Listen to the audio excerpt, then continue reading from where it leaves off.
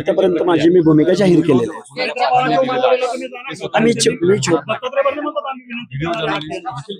बघू, मी फोन करेन, सांगेल तुम्हाला, दिसेल तिथं किंवा न दिसेल. मी सांगितलं ना प्रेसमध्ये आता सगळ्यांची सांगितली.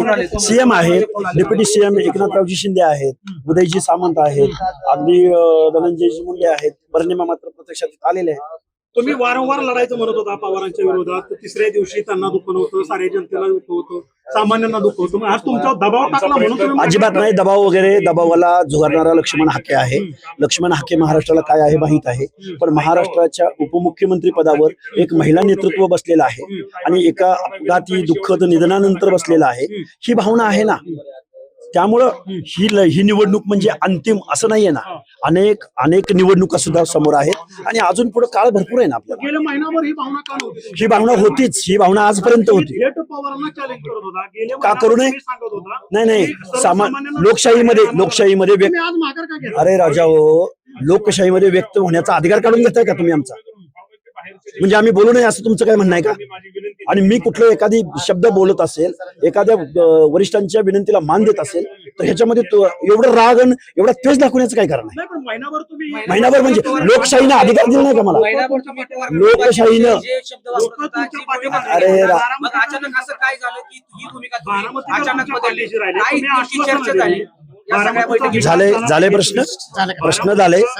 झाले प्रश्न मी आक्रमक बोलू?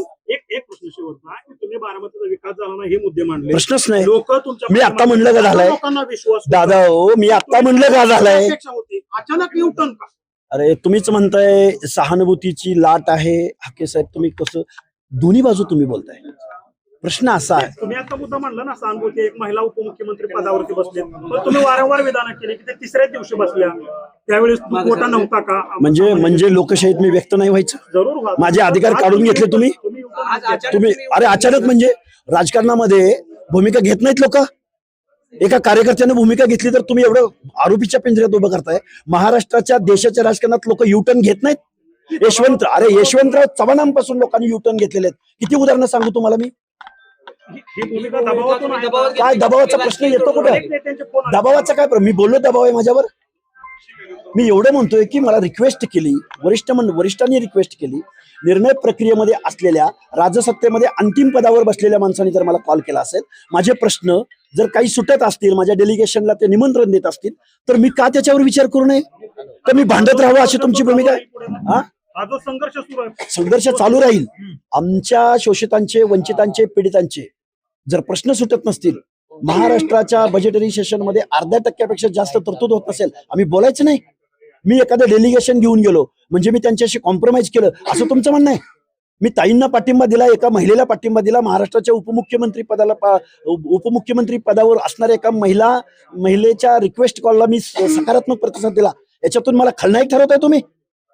बारामती जे काही प्रलंबित प्रश्न आहेत ते सोडवण्यासाठी पुढे तुम्ही अरे मी आंदोलक म्हणून कार्यकर्ता म्हणून लोकशाहीमध्ये विरोधकांनी बोलायचं नाही, विरोधकाची स्पेस भरून नाही काढायची, सत्ताधाऱ्यांच्या मनमानीला बळी जायचं असं तुमचं म्हणणं आहे? जसं आता सुनेत्रा पवार तुमच्याकडे विनंती त्यांनी केली की बाबा बिनविरोधसाठी, तर बारामतीचे प्रलंबित प्रश्न सोडवण्यासाठी तुम्ही पुढे सुनेत्रा पवार आम्ही विनंती करू, अर्ज करू. नाही प्रतिसाद मिळाला, त्या प्रश्नाला न्याय देण्यासाठी आंदोलन करण्याचा मार्ग काय? आम्हाला काय त्यांनी काय बंदी घातली का? कोणी? लोकशाही सिस्टीम पत्रकारांनी समजून घेतली पाहिजे. एखादी मूव केली म्हणजे आरोपी ठरले असं कोणी सांगितलं लोकशाहीमध्ये?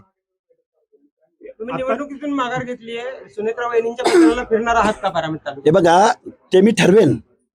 माझा आत्ताचा विषय काय आहे की मी अर्ज भरत नाहीये, हे वास्तव आहे.